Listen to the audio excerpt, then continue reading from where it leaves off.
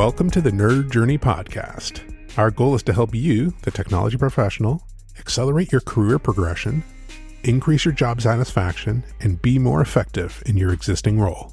We want to bring listeners like you the career advice we wish we'd been given earlier in our careers. I'm John White, at VJourneyman on Twitter, sharing co-host duties with Nick Cordy, at NetworkNerd_. We're two former IT operations guys who have moved on to pre-sales roles with technology vendors. We have our opinions, but we also like to highlight the journeys of others and see what we can learn from them. We'd also like to ask for your feedback to make this a conversation, not a one-way broadcast. Email us at nerdjourneypodcast@gmail.com or DM us at nerdjourney on Twitter. So come join us on our nerd journey. Let's take a trip. Episode 299. So after the recent episodes focused on layoffs with our friends from the Real Job Talk podcast, I started to wonder something. Is there a relationship between layoff events and burnout?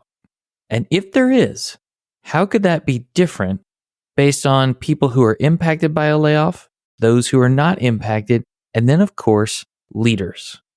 There's only one person I know who could help answer that question, and that person is Cait Donovan. She's a burnout expert, a coach, a keynote speaker, and the host of Fried, the Burnout podcast. She also happens to be a returning guest.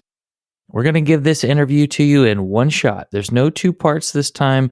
Let's get the full story and answer that question all about layoffs and burnout with special guest Cait Donovan.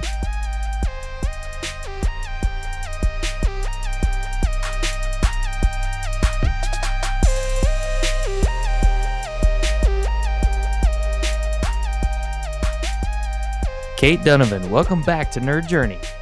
I am so excited to be back. It's such an honor to be asked twice to be here.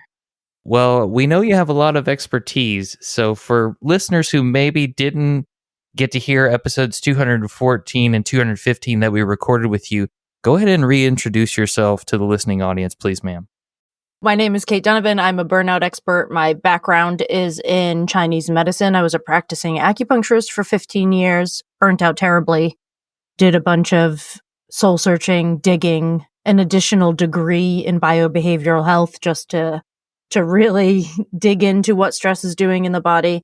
And now I spend my days either podcasting or keynote speaking or doing some sort of corporate training, mostly in the United States, but really all over. And I'm working on my second book, which is exciting. Yeah, when's the pre-order for that? Probably a year from now. Okay. Well, you'll have to let us know so we can advertise that on the show. All right, thanks. For anybody who hasn't heard it defined, let's just go ahead and redefine burnout, because I don't think it is really what everybody might think. Fair. So I always start with the World Health Organization definition of burnout, because I really truly believe that if we are to have any serious conversation about any topic, we all need to know that we're starting in the same place. So we need to choose a centralized thing that has nothing to do with any of us. The World Health Organization calls burnout an occupational hazard, which means it is not a mental health diagnosis. It's not a physical health diagnosis. It's not a health diagnosis at all. It's an occupational hazard that has 3 components, and all 3 components must be present. They make me laugh, but here they are. The first one is physical and emotional exhaustion. The second is cynicism and detachment. And the third is feeling a lack of productivity or a lack of impact related to your work. Now, that's a little generic, and it only deals with the workplace, which I haven't found to be true. I think chronic stress is a little more pervasive than just the workplace and has a lot to do with how we were taught to interact with the world, so could be affecting us in every area of our lives. My definition of burnout is chronic stress that has led to a decline in functioning of your body, mind, soul, spirit, whatever it is you consider to be part of your functioning over an extended period of time, so slow that you didn't notice it happening until it was like, where did I get here? What am I doing? What is this life? And why am I so miserable? Wow. A lot to unpack there.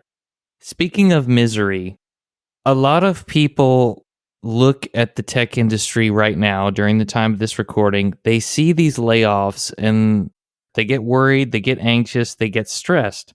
So since we recorded some recent episodes about layoffs, I thought it would be interesting to explore that topic with you through the lens of how this trends up or down with burnout. And I'd like to maybe structure it into different categories of people if we can. So the first category would be the person who is reading the news or reading LinkedIn. People they know have gotten laid off. Maybe you work in tech, maybe you don't. But you're seeing this happen. Can this kind of anxiety that it could spawn in someone, can that be enough to start you down the burnout path? Not on its own. However, most people have, I break up burnout into, there's 6 categories, I think, that affect someone's vulnerability to burnout. And we break those up into burnout risk factors, which we call BRFs, and burnout protection factors, which we call BPFs. A lot of the risk factors have nothing to do with a current situation.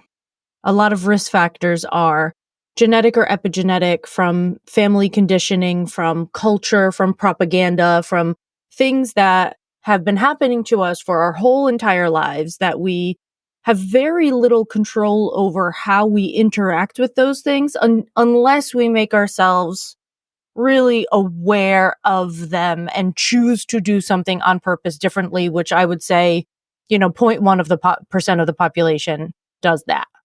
And I'm not going to change your genetics. Epigenetics, different story, but we're not going to change your genetics. So that would be sort of a more stable risk factor. So if someone has a large number of BRFs, a large number of risk factors, and a small number of protective factors, then this could be something that throws them over the edge, sure. But if that's not the scenario, because burnout has to be this end result of a long period of chronic stress, it's like chronic stress. This is not chronic enough necessarily at the moment to be a cause. Does that make sense? Absolutely. Yeah. Maybe a low contributor. Yeah, for sure. Okay. Well, let's take it to the next step. Let's say I am one of the people who was impacted. Suddenly, without me realizing it or expecting it, I'm told that my job is now over and I have to deal with that situation. Since you do a lot of coaching of people who are trying to recover and heal from burnout, I'm just curious if you have seen people uncover that they were actually burned out and that the layoff was a relief. Or could they go the other way? Like the layoff itself is what was the straw that broke the camel's back and sent them into full-on burnout, and I don't know what to do with myself now. Yeah, I think both of those things can happen. I see really frequently, if people already know that they're burnt out, a layoff is like the best thing that ever happened to you. You're so grateful because you were never going to make that choice by yourself, maybe because of some sort of financial security, or maybe because you don't want your partner to judge you for quitting a good job, or maybe because you don't want to disappoint your parents. I mean, there's so many reasons that we stay in jobs that no longer suit us. But if you are in a job that no longer suits you and you get laid off and you don't have to be the one to end the relationship, it's a relief. It's a relief. And it buys you, usually when you're in a layoff situation, there is some sort of package associated with it.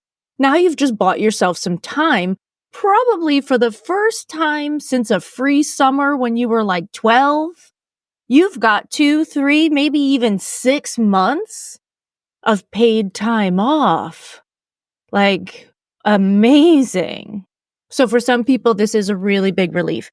For people that are unaware, if they're on the edge of burning out and they're not quite aware of it, and then they go through a layoff situation, and this layoff situation happens at the same time that their mother is being put in a home, and one of their children just got diagnosed with something. And so, if there's a bunch of factors at once, this eliminates a sense of stability, even if, again, they have money for the next X amount of months. This eliminates a sense of stability that they don't have enough of right now anyway, and can really cause people to stumble. So I think we have to always remember, whether we're talking about burnout or layoffs or magnesium, whatever it is, we have to always remember that people are holistic systems, right? This is not a code. We're not going A plus B equals C and writing a line. It's a circle, and everything in that circle is affecting it. So yes, it can do either of those things based on perception, based on situation, based on other factors, based on et cetera, et cetera. And I would say if you add in what looks like a pretty tough job market right now, I think the scales might tilt more toward burnout being the result of that sudden event. Maybe, but what's interesting about the tech world right now, from an outside perspective, I know that I have a lot of people in the tech world right now that have either clients that have just lost their jobs, or so I'm in the middle of this with people. And also, some of the statistics are pretty clear that long-term AI is going to create more jobs than it replaces. So if you are in that world and you know that that's coming, and then you get given 3 to 6 months to take some classes, do so, use it in a way that means that you are now like the next hottest thing, then you can help to protect yourself in some, of course, there's no foolproof method, right? We can't guarantee anything. But I've seen people do one of two things. One is break out into, okay, well, how can I learn what's coming next so that I am the guy that they need moving forward? So that's one thing. And the other thing is, this has gone far beyond what I ever wanted it to be. I'm actually not interested in that world at all. I have one person becoming an artist at the moment instead. Wow. Yeah, I'm going to explore these other parts of my life that were almost taken over because I fell into this world of tech, and there's so much to learn and so much to know and so much to do that I kind of erased other hobbies. And now I'm going to explore them and see what other place I could work and how else I could use my skills and what new things I can learn. So if you are not already in this crazy situation where the layoff makes you sort of break down, there's actually a huge amount of possibility for tech workers moving forward, I think. And it's almost like tech work over the past, especially I would think the last 5-ish years, has been so intense that it had to pop at some point.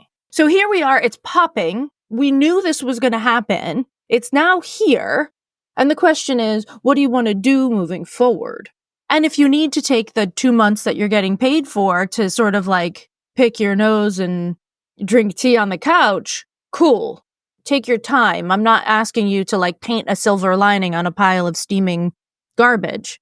And also, I do believe that there's a huge amount of opportunity in this world. It's just different than what it's been. Yeah, fair point. I think there's a step before everything we just talked about, and that's processing the emotional toil of the event. Exactly. How are you helping your clients through that? What kinds of stuff do they have to work through to get over that? Some people don't have to get over it. That's the thing. Some people are relieved. Most people are relieved, to be honest. So I don't see it a ton. But I would say if I had somebody in front of me right now that was I don't know what I'm going to do, I don't know, what I would probably be doing would be moving towards semblances of control. What do we know? What can we know? What can we control? What can we influence? Which means to me, let's write a new resume. Let's get a new CV, all settled up. What do you know? Can you throw this in ChatGPT and have it write it for a non-tech world as well? Because that might give you some ideas about what other things might be available to you that you might not be seeing right now. Mm-hmm. So those are the things. The next thing would be, let's take a look at, and this is absolutely related, and a lot of people don't want to do this, but let's take a look at your money. Where's it going now?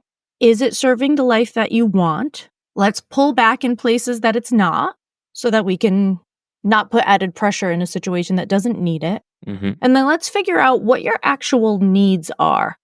One of the things that I've seen is a lot of people have been afraid, oh, I'm never going to get paid this much again because I had a sweet gig going on and this job wasn't that hard for me and I was making multiple 6 figures, and now how am I ever going to find this again?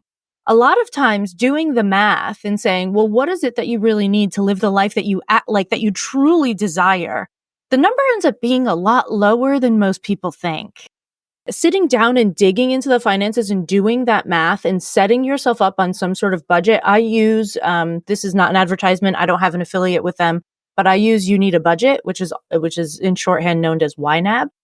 I use that to run my business because it helps me plan things out. Like it helps you, if I have a bill that I pay yearly, which I have plenty of bills that I pay yearly, it asks you to set aside money monthly so that when the bill comes in, it's covered and you don't have to worry about it. So a lot of times that's a fear and a safety area that we can add some sense of safety in by giving people a little more control. Let's just look at it. You're emotionally processing while you're doing this because you're starting to see, when you're doing a CV, you're starting to see what are the possibilities, what things are available to me, instead of thinking, there's nothing left. I'm never going to be able to do anything, right? So we're processing that by flipping the script. We're processing your sense of safety by letting you know where it is or where it isn't and what needs to really happen. Like, what are we really looking at here? I had a couple of people recently that were like, well, if I lose my job, it's a disaster. My spouse's pay can't cover, like just really like losing it. And they both lost their jobs. And so I had them sit down and sit with their spouse and do this like full like money map. Mm-hmm. Both of them were fine. Oh, wow.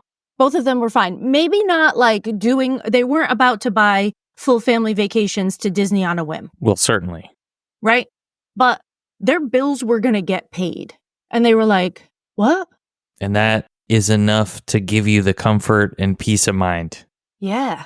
So sometimes we have to start with the really practical stuff and allow that to shift our emotional state rather than sitting and working through an emotion while the stressor is still live for you. We have to shift the stressor so that you can work through the emotion and not the other way around, you know? Mm-hmm. Mm-hmm. I like that. And perhaps maybe for anyone listening, that step about looking at your finances when the economy's tough or the job market looks tough, just giving it an extra set of eyes like, okay, do we really need this? Do we really need that? Are we saving enough? Are we not saving enough? Are we spending in ways we shouldn't be? I think that's a great exercise to do regularly. I don't know what that period of regularity should be for everyone, but it's a good exercise. I think for the majority of people, this is something that we should be doing probably quarterly. And it doesn't have to be a full day, especially if you're using some sort of budgeting software. It just takes a glance. Just where are things sitting right now? And once you have everything written out into a platform that tells you what you're paying for every month, all of a sudden you're like, oh, I have Hulu and Peacock and Apple TV and Netflix, and you're paying $400 a month for subscription services. Right. Do we need all that? Do we need all that? If you do, and that's the only way you relax, and you're like, that's not what I'm giving up, fine. But are you still paying Sirius FM in that car that you bought like 4 years ago that you totally forgot about? That's $25 a month. Yep. It's a lot. Sorry, Sirius XM. I hope you're not a sponsor, but right, Nope. but it's those kinds of things that creep up on us that when we're not paying attention. Like I have paid for one of my greatest solaces in my life is reading. So I pay for Kindle Unlimited. Mm-hmm. Kindle Unlimited used to be $9.99 a month. Now it's $12.99 a month. And I pay for it religiously month after month because it is one of the best ways. Could I use a library system like Libby instead? Sure. I really love the convenience of clicking on Kindle Unlimited and not having to click on anything else. But it would be one of the first things that would go if I had to start looking at where am I spending money in a subscriptions phase that I need to pull away from? Certainly. Oh, yeah. Because it can be replaced by something else. And I think it's that visualization or initial capture of the data. If you don't have the data, you don't have a baseline to compare to. Exactly. And it's probably the same if you've never captured any stress indicators. You don't have a baseline to really reference on that one. I think the interesting thing about that, this is something we work on a lot in both our group program and one-on-one with people, is something that I call capacity noticers. And what I've found is that they are really different from person to person. Really different. But most people have no idea what their mental, emotional, or energetic capacity is. Paying attention to what the signs are, like I was talking to someone recently and I said, all right, well, we're going to be playing with your capacity noticers. This is going to take us a month or two. And she was like, what? I said, well, you're not going to notice them all right away. You're going to notice some 2 months from now and you're going to be like, oh, that's what that means. But if you work at a computer all day and it's always at 11:30 and 3:30 that you have to use eye drops, well, 11:30 and 3:30 are the moments where your body says, I've had enough of this screen.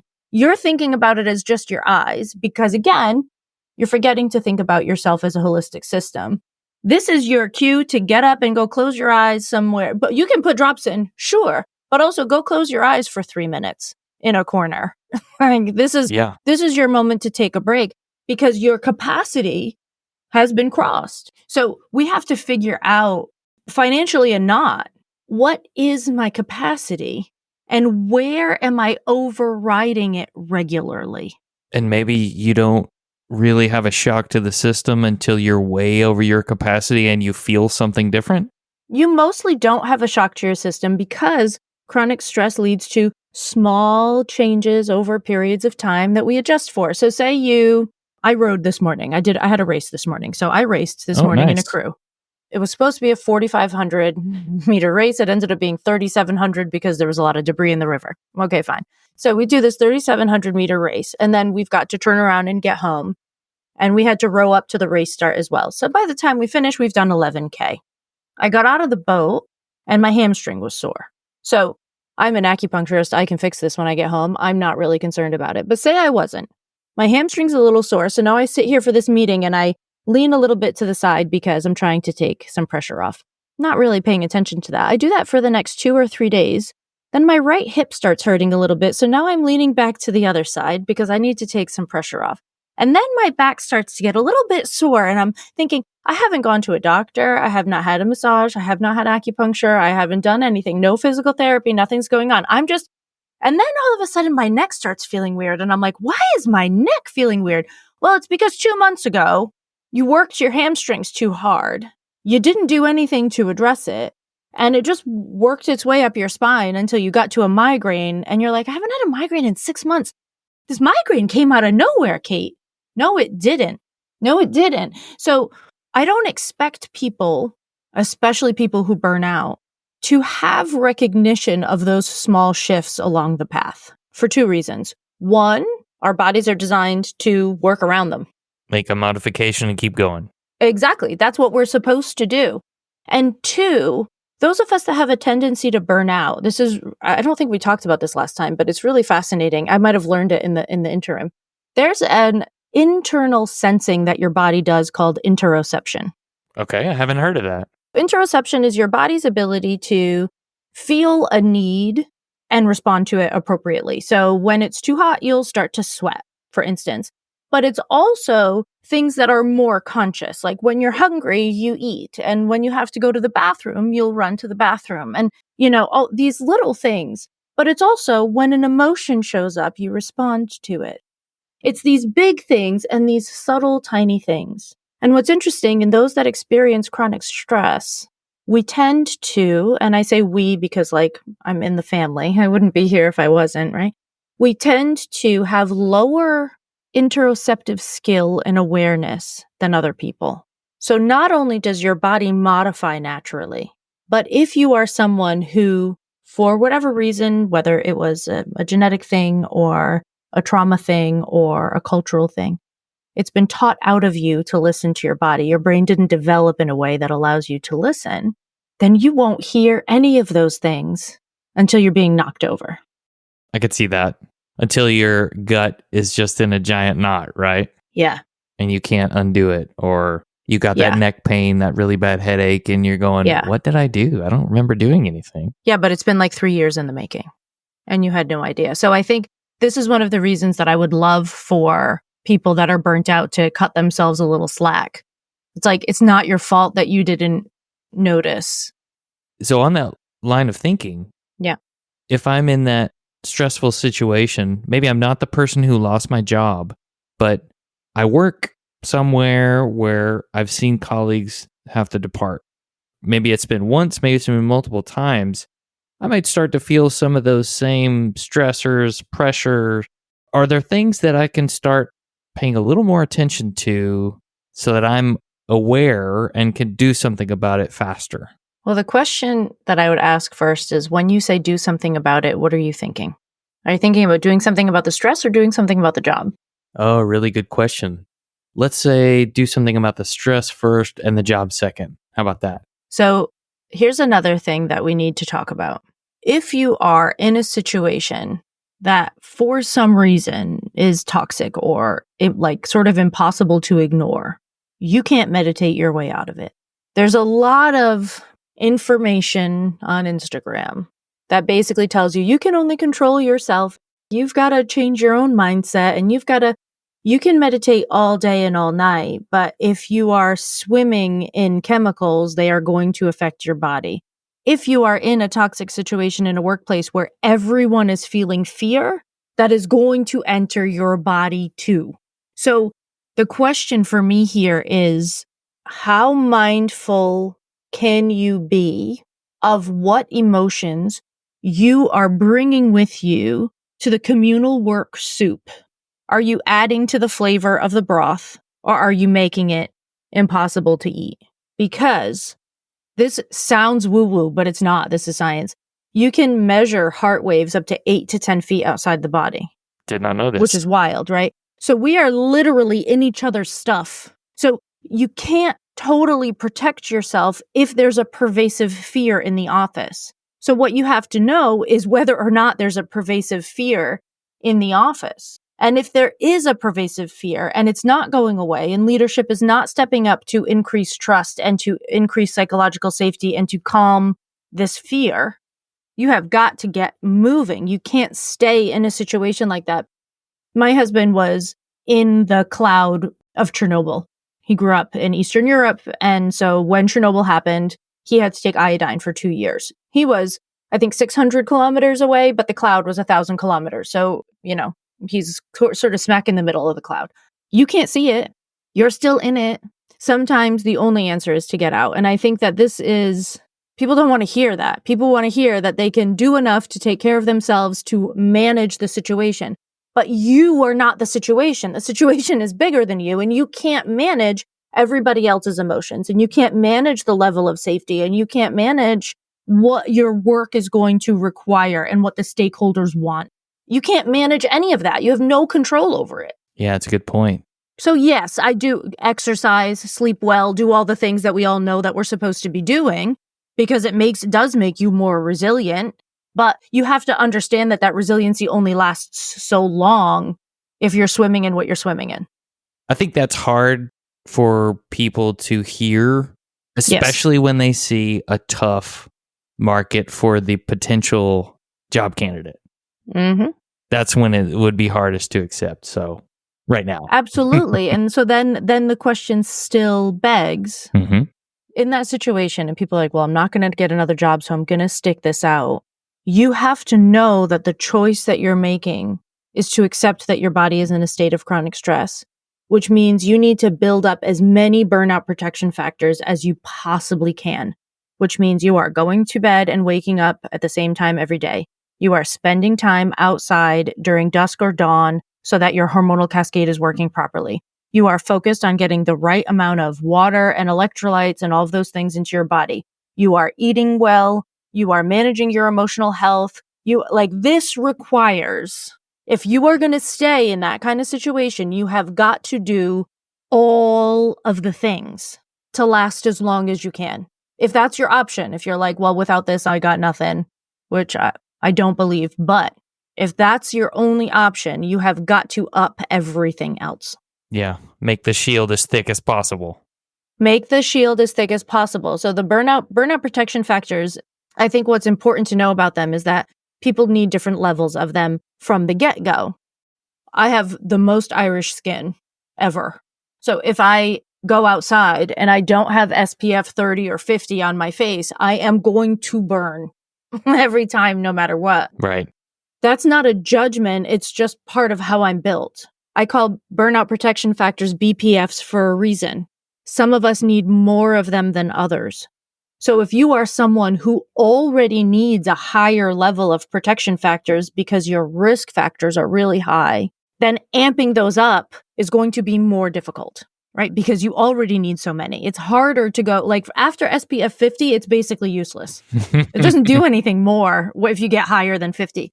So for people that are already more vulnerable and their BPFs are at their max, they don't have a lot of space to go and they have to reduce risk factors. There's no other way to balance the scale for them. So this is to me like, you can't know all of your risk factors and protection factors probably unless you're working with me or have been to one of my workshops that I'm doing in corporate, because there's a lot of them. But you do have to know more or less what your needs are for standard average health so that you know if you have room to add more or if you're already at the top of the ladder. If you're already maxed out, then the deficit just gets bigger. If you're already maxed out, then you have to remove risk factors. There's no other way to do it. Eventually you would land on, or I would hope someone would land on, that the biggest risk factor is being in this environment and you've got to jettison. If it is, it might not be. Correct. Say there's a home situation where you adore your partner, you have a wonderful kid, but your parent-in-law had to move in for what was supposed to be a temporary amount of time and ended up being not a temporary amount of time. That might be something that needs to be addressed so that you can stay at your job. Very true. We have to think of the entire holistic life of a person. Yeah. You're a system, but you're part of multiple ecosystems, work, family. Exactly. Social, whatever you want to call it. Yes. Yeah, I like that. That's a great point that we need to look 360 degrees. So we need to up our burnout protection factors and reduce our burnout risk factors as much as we can if we're going to stay someplace. In order to do that, you've got to be aware of what they are. So you have to do inventory. What really fuels me? What really drains me? Those are the basic questions. Of course, we could go deeper than that. Draw a line down the middle of a paper and start making a list. That would at least be something. At least start somewhere. And if you could get more of what fuels you, less of what drains you, that's a great place to start. It's a phenomenal place to start. And most people, again, just like with finances, never stop to take stock of this. Do you think it's harder for the people manager or higher than that leader at a company to keep their burnout protection factors higher than the stressors just by nature of their position? I do. And I think leaders are having a really hard time right now. I think mid-managers have long been known to have the highest stress levels in most companies. Mid-level managers, every time, because they're getting slammed from both sides. The leadership is slamming them and the employees are slamming them. Everything is their fault. It's either them or HR, right? Like there's no getting around that. It's one of those two groups of people is at fault for everything in an office, which of course is not true, but this is how it's often displayed. So for mid-level management, I don't believe that mid-level managers should be without some sort of outside support at almost all times, whether it's therapy, coaching, mentorship, something, because I do not believe that it's a role that should be done without support.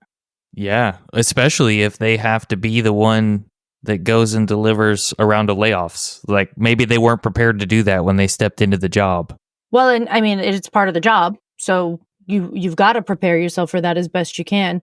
But I honestly don't believe that you can make it in that position well, be successful at it, and support people the way that you really want to if you don't have support yourself. So for mid-level managers that are like, get somebody, get something. Use BetterHelp. It's cheap. Like, I don't care. Do anything to have a space that is supportive for you. You absolutely need it. And then leadership in general, if we take a more general view and the top view, leadership has changed so drastically in the past 20 years, but the leaders have not changed that drastically in the last 20 years. A lot of people are still at the top and do not mesh with the current world. And they're getting dogged for it a lot. But it's kind of like not their fault. They were taught specific management styles and leadership styles when they were in school that were very hierarchical and authoritative. And that was what was considered to be successful at the time. They're not going to suddenly wake up and be like, you know what? I'm going to go be vulnerable and empathetic today. I think I'm just going to try that on and see what happens. Like that's not going to happen. But the demand right now is for leaders to show up more authentically, to have more vulnerability, to show more empathy. So I think we are in the midst of this major shift for leaders. And I think it's been incredibly hard for them. And so I think they need a little bit of slack. And again, they need some support. If you want to stay in a leadership position, you need to learn how to shift out of this hierarchical system. It's not working for most places anymore. Some places it's still kicking in. Okay. Certain industries, it works better than others. For a lot of corporate America, this is not working anymore. Do you think that what you just described, that mismatch in maybe the needs of employees, is the largest contributor to burnout culture, as you call it, on the Fried podcast? It's definitely a big contributor. So one of the top 6 contributors in the workplace is a values mismatch. And the values mismatch can happen on 3 different levels, right? The values mismatch can happen first and foremost between a company's spoken or written values and their values in action. So are they really espousing the values that they claim to espouse? When this is off, there's a lack of trust throughout the whole company. So this is problem number 1, right? Because lack of trust leads to lack of safety leads to stress. Mm-hmm. The next level is between a manager and an employee or a leader and an employee. If you have a completely different style of work, a completely different value on work-life balance, whatever the heck that means, or if you have different values than your immediate boss, it's going to be really hard for you to feel productive and impactful at your job. And feeling lack of impact and lack of productivity at your job is a major burnout factor, is a major burnout sign. And then lastly, there can be a huge values shift, like a mismatch between the person and the company that they're working for. So for instance, say you're in tech and you've been in tech for 25 years and you've known about AI for 20 years because it's been around and you actually don't really like it and you're afraid of what it's going to do. You don't think it's a right thing. You don't think that it should be used. You think robots are going to take over the world and whatever. I mean, people have different ideas. Certainly. If you believe that the direction your company is taking or the things your company are doing are against how you believe the world should function, that's going to be a massive burnout factor for you as an individual. The others will be burnout factors for the culture of the job, and this one will be an individual burnout factor. Oh, wow. That's fascinating. Do you think that the mid-level manager with support can still try to keep their team from burning out in a tough culture or tough environment, even if from the mid-level manager up, it's not the same culture as it is from the mid-level manager down? No. The short answer to that is no, I don't. One of the keynotes that I give really commonly is called Dismantling Burnout, How Leaders and Teams Can Work Together to Overcome Burnout. And the reason that this is so important to me is because it draws a line in the sand for both leadership and employees for what leadership is responsible for and what they're not. So while it's important for leadership now to have more vulnerability and empathy, and the soft skills are becoming more and more and more important, it's not your leader's job to be your therapist. It's not your leader's job to understand every single thing that's going on in your life. It's not your leader's job to be the person you cry on their shoulder. It's not your leader's job to be your best friend in the workplace. That's not your leader's job. Your leader's job is to create a sense of psychological safety for you as best as they can. And then the rest of the stuff that you bring with you to the workplace is up to you. I have a podcast episode that's titled The Trauma is a Workplace Recycling Center. The workplace is a trauma recycling center. Because it is. Because every single one of us is going in there every day with all of our lives, our whole entire life of stuff with us. We are being triggered by things that aren't triggering other people.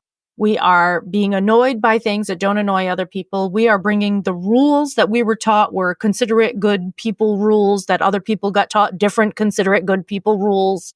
And it's creating conflict. A leader can only do so much about your stuff. That's not a leader's job. A leader's job is the workplace, not the worker. Do you think it's hard for the first time people leader to draw that line?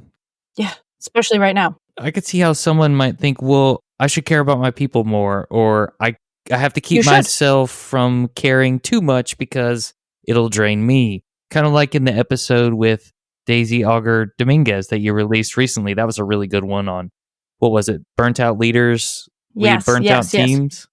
I don't think that what I'm saying is that leaders shouldn't care about their people. No, I didn't take it that way at all. Right. But I do think that we need to understand, really the line in the sand is that your leader is not your therapist. Your leader can show you empathy and make accommodations for you. I've known some people that have gone through some really seriously tough stuff in their lives and had leaders that said, take your time, come back to work when you're ready. Months passed and it was fine. I have seen the power of leadership when you know that a leader has your back. But what a leader can't do is go in and solve your problems. They can give you space, they can give understanding, they can create accommodations as much as they can within the system that they work in, right? They don't have control over everything. But then you've still got to work out your stuff. If you're granted the space and the time and then your job is to work out your stuff. It's not their job. So I do think that leaders have a major issue with this. I think especially right now, I think the expectations of workers are changing and demanding much more of this. And we're going to find a time where the pendulum starts to swing sort of back to a more middle ground. We are swinging in all leaders need more emotional intelligence. I agree with this. They're not trained in it. We're not trained in leadership. We get told, you're good at your job. You should manage other people. Being good at your job doesn't mean you can manage other people. Agreed. And then you're not given any training for how you should do it. Do managers and leaders need more training? Yes. Do they need more emotional intelligence? Yes, because people need more emotional intelligence. And is it harder now than it was probably 20 years ago? I think so, because I think the lines are blurrier. But that's why we need to figure out exactly where they stand. Like if you're a leader in a small nonprofit of 3 people, that line's going to be a little more blurry. You're going to be more involved in people's lives. You're going to know more about their lives. You're going to know when their kid has diarrhea. Right. If you're a leader of a team of 100 and you have 12 direct reports, you're very unlikely to know if Susie's kid had diarrhea this morning. 100%. Right? So we need to figure out where the lines are. And I think leaders don't know that right now. I think employees don't know that right now. And I think everybody wants everybody else to be doing more. In a world where it seems like we're being asked to do more, how can we set those boundaries of what we will and won't do without the fear of, well, if I don't do this, then am I next on the chopping block kind of thing? You can't eliminate that fear because you can't control that. Good answer. You can't make boundaries for things that you don't have control over. If you decide you're not going to do something, then you're also deciding that you'll deal with the consequences of not doing something. That's the boundary. You don't get to decide what the outcome is. So what you're talking about is something that I call an internal boundary. Like, I'm not going to cross this line. I'm not going to do this. I'm not going to go there. I'm not going to overgive. I'm not going to. Mm-hmm. So that's a me against a me boundary. Okay. If you're setting an external boundary, then you can make whatever request you like, which is not the boundary. Like, please don't call me after 6 p.m. is not a boundary. That's a request. The boundary is what you will do in response to people breaking or respecting your boundaries. So if you say, please don't call me after 6 p.m., that's your request. If somebody calls you at 6:20 and you pick up the phone, you just broke the boundary, not them. If you say, if you call me after 6 p.m., I'm simply not going to pick up, and then they call you after 6 p.m. and you just don't pick up, that's a boundary. That's an external boundary, something you're doing in response to somebody else's action that you told them ahead of time would happen if they didn't work within what you said. But if your boss requires you to be available until 8 p.m. and you say, well, I'm not picking up your calls after 6 p.m. anymore, and then you stop, there might be a consequence for that. I'm not saying you shouldn't set the boundary. I don't want to pick up my phone after 6 p.m. either. But you have to understand that when you create those lines in the sand, they sometimes have consequences. Yeah, the line in the sand. I love that. If people want to hear more of what you're doing to end burnout culture, where can they go? friedtheburnoutpodcast.com. It's the center of my universe. Awesome. Any last words of encouragement for listeners? I think that it's wise to remember how much power and autonomy you do have in your life. When you are under chronic stress, we tend to end up under this illusion that we don't have any control and that we don't have enough autonomy. And if you're feeling that way right now, I would challenge you to challenge that. Take some time to figure out what you can influence, where you can influence it, and then start making the shifts that you need to make to increase your own feelings of safety, to increase your own feelings of security, so that no matter what happens, you're in a better space. Love that. Thank you so much, Cait Donovan, for coming back and sharing all this with us. We really appreciate it. Thanks for hanging with me, Nick. Anytime.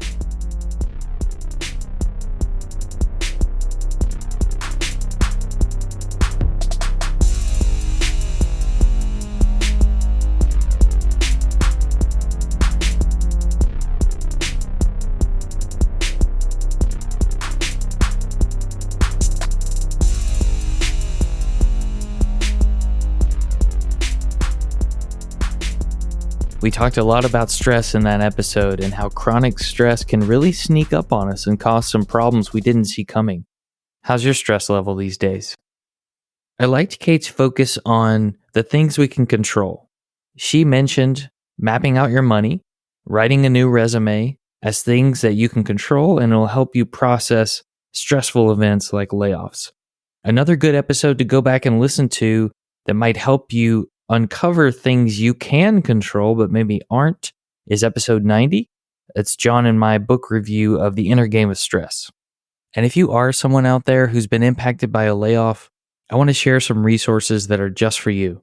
I would point you to episode 237, The Psychological Transition of Layoffs with Leanne Elliott, as well as episodes 290 and 291 that we did with the hosts of the Real Job Talk podcast. Each of those episodes has links to other episodes that you can check out and listen to, other stories, as well as free resources to help you make that next move. If you're someone who's looking to hear more about burnout and stories surrounding that, first, you should go and subscribe to Fried the Burnout podcast hosted by Cait. She does a great job over there.